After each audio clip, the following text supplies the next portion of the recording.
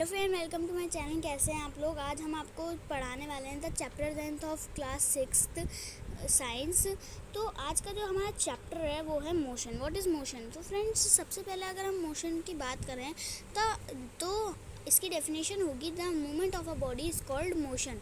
जैसे कि यहाँ आपको इस पिक्चर्स में दिख रहा होगा कि यहाँ पे काफ़ी सारे हमें बॉडीज़ दे रखे हैं, लाइक बस, ट्रेन, कार्ट, साइकिल और काफ़ी सारी हमारे को बॉडीज़ दे रखी हैं।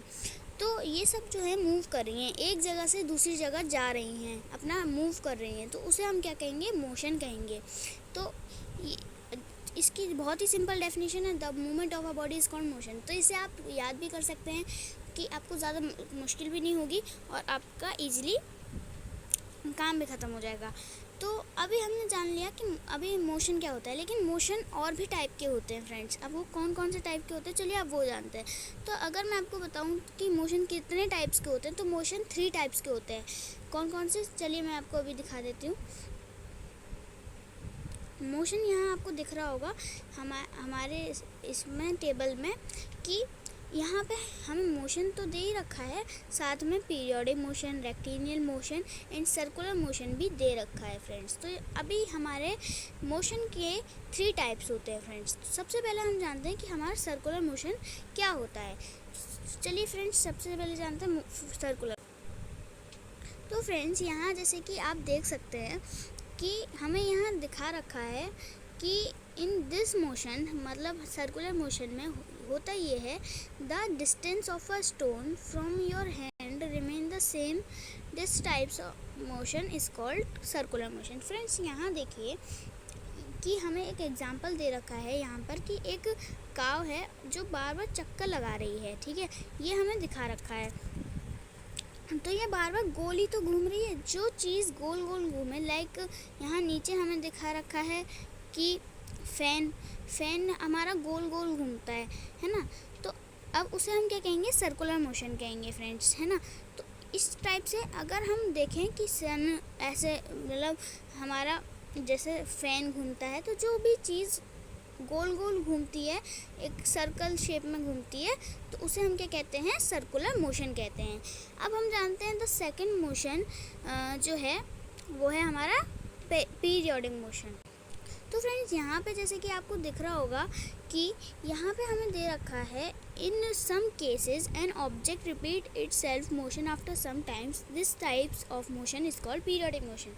यहाँ हमें दिखा रखा है कि यहाँ पे देखिए एग्जांपल्स में कि एक क्लॉक है जो कुछ एक घंटे बाद हमें बता रही है कि हमारा 1 घंटा कंप्लीट हो गया, या फिर ऐसे हमें बता रही है कि अभी हमारे 3 बज गए हैं, 4 बज गए हैं। तो इस टाइप से अपने आप को रिपीट कर रही है ना। अब ये बेल भी है। अब बेल, आप लोग स्कूल में जाते होंगे, स्कूल में बार बार हमारा 1 घंटे बाद पीरियड की जो है बेल बजती है। क्यों बजती है, कि हमें पता लग सके कि हमारा ये पीरियड ख़त्म हो गया है।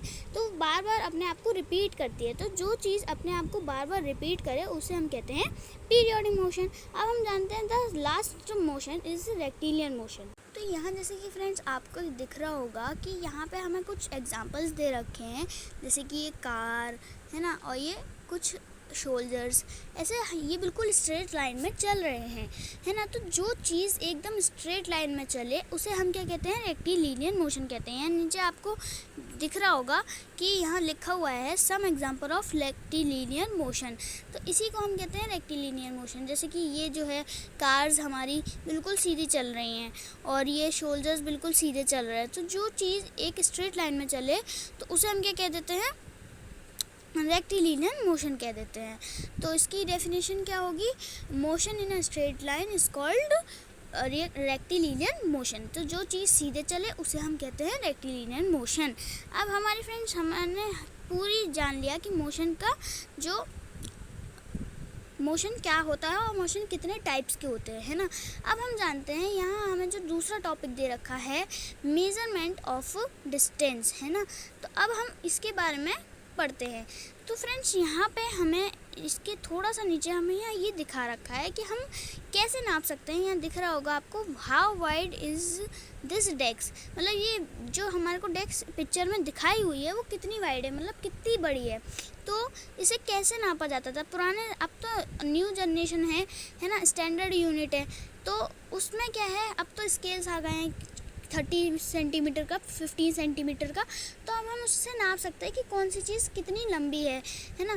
तो लेकिन जब पहले पुराने ज़माने में जब स्केल नहीं बने थे तो क्या होता था, कैसे नापा जाता था कि कितनी लंबी है कोई चीज़, है ना। तो अब हम जानते हैं कि कैसे नापा जाता था। तो यहाँ पिक्चर में हमें दिखाया हुआ है कि यहाँ ये जो देख सकते हैं, ये वाली जो चीज़ होती है, इसे पुराने ज़माने में कहा जाता था गिल्ली डंडा, जैसे कि यहाँ इस लाइन में भी लिखा हुआ है गिल्ली डंडा, है ना। तो गिल्ली जो होती थी वो काफ़ी छोटी होती थी, जैसे कि इस लड़के के हाथ में दिख रही होगी आपको, और जो डंडा होता था वो काफ़ी बड़ा होता था। तो इसी टाइप से हमारे जो टेबल्स होती थी उन्हें नापा जाता था कि वो कितनी लंबी हैं। अगर और भी काफ़ी तरीके होते थे पुराने ज़माने में मेज़रमेंट करने का। अब वो क्या होता था, एक धागा लिया जाता था मतलब, है ना, और उसको वो लोग जानते थे कि वो कितना बड़ा है ना। लेकिन अब जो उसी धागे से वो अपनी मेज नापा करते थे। जैसे कि इस लड़की के आपके हाथ में दिख रहा होगा, इसके पास एक धागा है, मतलब एक थ्रेड है, तो उस थ्रेड से ये नाप रहा है कि इसकी जो टेबल है वो कितनी वाइड है ना। पहले ज़माने में ये भी हुआ करता था कि अपने हाथों से नापा जाता था। अब भी कुछ लोग हाथों से ही नापते हैं, लेकिन अब तो स्केल्स आ गए हैं, इसलिए ज़्यादातर स्केल से ही नापा जाता है, वरना पहले हाथों से नापा जाता था, थ्रेड से नापा जाता था, और हमारा गिल्ली डंडा से भी नापा जाता था। तो इस 3 टाइप्स थे जिससे पुराने ज़माने में नापा जाता था कि कितनी चीज़ कितनी लंबी है। तो अब हमने जान लिया। अब हमारे यहाँ पे आपको नीचे जो मैंने सबसे पहले जो मोशन के लिए आपको टेबल दिखाई थी, इसमें काफ़ी सारी चीज़ें हैं। तो आपको यहाँ सब समझ में आ गया कि जो सर्कुलर मोशन क्या होता है, डिस्टेंस क्या होती है, मेजरमेंट क्या होता है, ठीक है। तो अब हम जानते हैं, यहाँ आपको दिख रहा होगा एसआई यूनिट। तो आपको फ्रेंड्स चलिए मैं बताता हूँ कि एसआई यूनिट का मतलब क्या होता है। तो फ्रेंड्स, जैसे कि मैंने आपको बताया कि अब न्यू जनरेशन में स्केल्स आ गए हैं, तो जब अब इस न्यू जनरेशन को हम क्या बोलेंगे, ठीक है, तो इसे हम क्या बोलेंगे, स्टैंडर्ड यूनिट। तो मतलब एसआई यूनिट, ठीक है, स्टैंडर्ड यूनिट, ठीक है, इसे हम कहते हैं एसआई यूनिट की फुल फॉर्म है ये, कि एसआई यूनिट क्या होता है। तो फ्रेंड्स, ये देखिए, इसमें भी हमें इस नई जनरेशन की दिखा रखा है कि ये बॉक्स है, अब ये स्केल से नाप रहा है कि ये कितनी लंबी है। ये मेथड है आज का न्यू जनरेशन का कि हम स्केल से नाप सकते हैं कि वो कितनी लंबी है। और अगर आपको स्केल से नापना है तो आपको ये तो ज़रूर ही पता होगा कि यहाँ जैसे कि हमें दिखा रखा है कि ये 1 मीटर = 100 सेंटीमीटर होता है ना। ये हमें जैसे कि दिखा रखा है, और 1 सेंटीमीटर = 10 मिलीमीटर होता है। तो अगर आपको स्केल से नापना होता है तो आपको ये ज़रूर पता होता है, ठीक है। अब हम जानते हैं कि अब हमने पूरा चैप्टर फ्रेंड्स कंप्लीट कर लिया है, fine.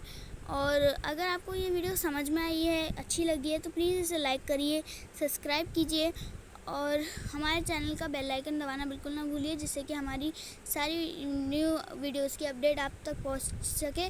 Thank you for watching.